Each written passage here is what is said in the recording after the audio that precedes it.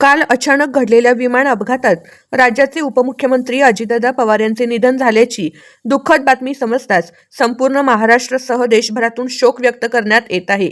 या दुर्दैवी घटनेच्या पार्श्वभूमीवर नेवासा तालुक्यातील शिरसगाव येथे शोकसभेचे आयोजन करण्यात आले होते। ही शोकसभा नेवासा तालुक्याचे आमदार विठ्ठलराव लंगे पाटील यांच्या उपस्थितीत शिरसगाव येथील जगदंबा मातादेवी मंदिरात पार पडली। यावेळी आमदार लंके यांनी शोक व्यक्त करताना सांगितले की अनेक वर्षाच्या संघर्षातून अजितदादांसारखे खंबीर आणि परखड नेतृत्व घडले होते। एवढे मोठे नेतृत्व आपल्याला सोडून जाईल असे कधी वाटले नव्हते, मात्र नियती पुढे कुणाचे चालत नाही। आमदारकीच्या कामानिमित्त अनेक वेळा अजितदादांशी थेट संपर्काला, कामाला प्राधान्य देणारा, प्रशासनावर मजबूत पकड असलेला नेता म्हणून अजितदादांची ओळख होती। त्यांच्या जाण्याने आज महाराष्ट्र पोरका झाला आहे, अशा भावना त्यांनी व्यक्त केल्या। अनेक वर्षांच्या कष्टाखाल दादा या राज्याचे नेतृत्व तयार झालेले होते आणि ते नेतृत्व एक क्षणार्धात एवढ्या आपल्या सर्वांना सोडून जाईल असं वाटलं नव्हतं, परंतु नियतीपुढे कोणाचं काही चालत नाही। खरं तर ही हानी काय त्या कुटुंबाची नाही, बारामतीची नाही, संपूर्ण राज्याची हानी आहे। संपूर्ण ग्रामीण भागातल्या कष्टकरी माणसाची ही हानी आहे। कारण अतिशय अभ्यासूपणानं राज्याचं अर्थसंकल्प मांडणं, अर्थखातं चालवणं सर्वात तारेवरली कसरत असताना दादा ती यशस्वीपणानं पार पाडायचे। खरं तर या अधिवेशनामध्ये अनेक अपेक्षा आम्हाला तरुण आमदारांना दादांकडनं अर्थसंकल्पामध्ये होत्या, पण दुर्दैवानं खरं तर किती बोललं तरी दादांसाठी ते कमी पडणार आहे। मध्यंतरी शिर्डीला अमित शाह साहेब आले होते, मुक्कामी होते आणि आम्ही तिथं मी आपले मुख्यमंत्री एकनाथ शिंदे साहेबांबरोबर अमित शाह साहेबांकडं गेलो दिल्लीमधून।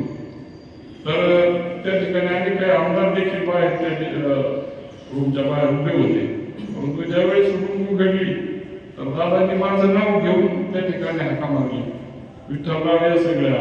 म्हणजे एवढं अतिशय चांगलं नेतृत्व आपण खऱ्या अर्थानं गमावलेलं आहे की प्रत्येकाला, नुसतं कार्यकर्त्याला नव्हे, एखाद्या नेतृत्वाला नव्हे, पण ग्रामीण भागात काटेवाडीत गेले तर व्यक्तिगत त्यांचे जुने मित्र असतील त्यांना भेटणं, घरी आज आपण बघितलं टीव्हीवरती की ते गाव अक्षरशः चूल पेटली नाही, हळहळलेलं आहे। प्रत्येक राज्यातला प्रत्येक व्यक्ती त्या ठिकाणी कुठल्याही विचाराचा असेल, कुठल्याही पक्षाचा असेल, आणि मी दादांना खूप जवळून बघितलं। एवढा शिस्तप्रिय नेता मी कधी माझ्या आयुष्यात बघितला नाही।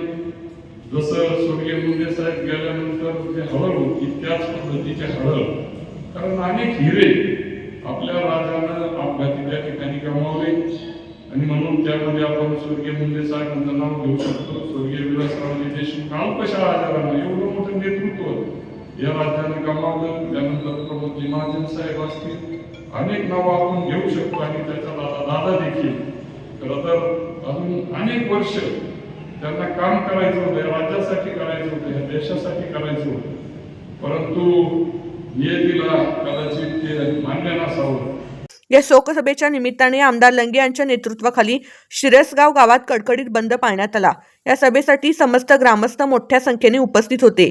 दरम्यान आमदार विठ्ठलराव लंगे यांनी काल बारामती येथे अजितदादा पवार यांच्या पार्थिवाचे अंत्यदर्शन घेऊन श्रद्धांजली अर्पण केली। प्रतिनिधी मंगेश निकम, माय न्यूज, नेवासा।